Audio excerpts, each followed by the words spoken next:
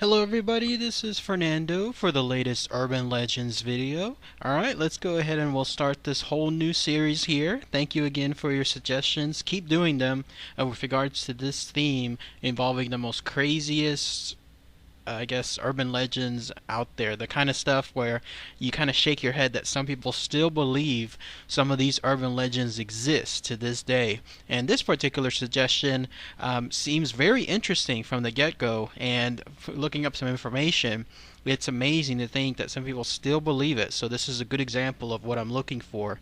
And it has to do with the notion that to this day there are people that still believe that the earth is flat. It is actually 100% flat.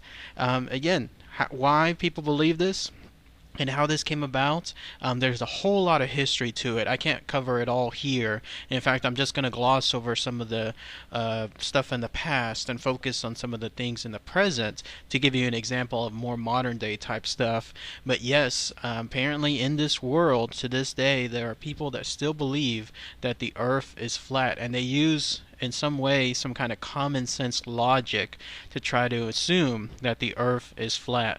So first, the very, very brief history of this notion.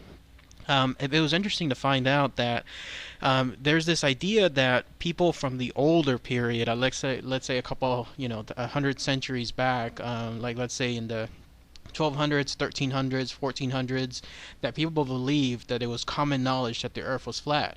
This is actually the opposite. It seems like there was just as much people that believed that the earth was round as those that believed that the earth was flat. So it wasn't predominantly one-sided when it came to that notion. It seems like that idea that a lot of people back then thought the earth was flat came about sometime in the 1800s, and then it took on a life of its own. But evidence seems to point that, again, it was like half and half. Like, for example, you're looking at a picture here of what is considered the oldest globe in the world. It was created sometime in the 1400s or so by a guy named Martin Behaim, I believe that's his name. And this one is around. So the idea again that even back then in the 1400s people knew that the earth was round, it kind of dispels that notion that everyone was thinking it was flat. So fast forward to this time and period, and today there's still a few people that do so, not too many as much back then, but here's the reasons why. And again, it all is based on mostly common factor stuff. One is the idea that the only way that the earth can move as fast as it can in this universe, because the earth does move a couple 100,000 miles per hour, the only way it can do so is it has to be like a disc, like a flat, like a frisbee, in other words. Because the idea is, in order for it to maintain a certain speed for so long, especially in their idea billions of years, if it were round, then it could not maintain that same speed for so long because it has much more of a circular surface taking away from its speed. The idea is, if you were to throw a frisbee as opposed to, let's say, a basketball, because the frisbee is more flat, and in that case there's less volume of it, when it's thrown, it'll contain its speed far longer than a basketball, because the basketball is larger, it has too much mass, and so that mass goes against whatever it's pushing whenever it's being thrown, and so it'll decelerate faster. So that's one idea with regards to that. Another idea is, again, playing on common sense, is if you have an earth that is 100% round, then the people on the North Pole would always have gravity pulling them down towards the sides, i.e., let's say towards the east and the west, and then the people on the South Pole would then fall off because there would be nothing holding them towards the bottom other than a very, very stronger sense of gravity. So gravity would have to be much less on the north side, and gravity would have to be much, much more on the south side in order for that to occur. And yes, that's one of the common sense things that people that believe in the flat earth society do so. They believe that the farther you get away from the north, then you're basically falling off the earth, and that includes anything else such as water, anything else such as cars, buildings, whatever is built on this earth. It just has to do with how it's aligned and then the gravitational force surrounding it.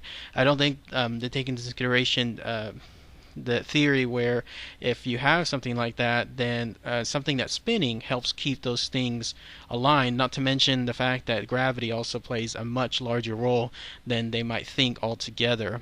Another theory has to do with water, and this is the idea. What they say that with water covering over 75% of the planet, because it's so fluid, then the earth naturally has to be a bowl in order for it to contain so much water. In fact, like here's a good picture as a good representation. If you have it as a bowl, then it's a perfect instrument to maintain all those trillions and trillions of gallons of water all under one place, especially when it comes to the water traveling from point A to point B. It just makes it much easier. If it's round, then the water will just spill over on the sides unless something is really holding it hard to make sure that it does not.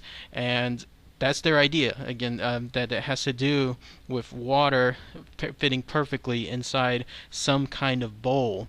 And they even surmise that when it comes to that bowl, what's keeping the water from going on the sides of the bowl seem to be the actual the North Poles and the South Poles themselves. In other words, that the entire bowl is surrounded by some kind of glacier. And that's why, in our case, the North Pole and the South Pole are consisting of ice, because very conveniently they keep water as is while at the same time not evaporating it or not making the water itself disappear altogether. It's a crazy notion, but yes, that is another theory when it comes to why the earth has to be let's say flat instead of round altogether. But those are just some of the things that come out with regards to the flat earth theories, and you're seeing some pictures of the theories and how they work here. Apparently some of this stuff also comes from the Bible. You're looking at a picture here. I don't exactly know where that comes from in the Bible. Someone might have to let me know with regards to that, since not too much, I don't have too much info with anything involving the Bible itself. But if anyone has that information, that'd be interesting to hear. If anyone has any other theories as to how this comes about, like what keeps the earth flat and why it should be flat as is, that'll also be very interesting to hear. So if anyone has that information, please post those comments, share them below. To this day, there's a website, by the way. I think it's still there, or if not, it's defunct, and it's called the Flat Earth Society. I'm trying to find the website. If I do find it, you'll find it underneath my comments under the let's say posting, where right underneath the about section of this video, you'll see that information. And if you have a chance, check it out and see what it's like. It's a website that was created in 2004 by a guy by the name of Daniel Shenton, and it's supposed to be like the website, the actual website for the Flat Earth Society. So be on the lookout for that just in case. So, alright everybody, thanks again as always. Take care.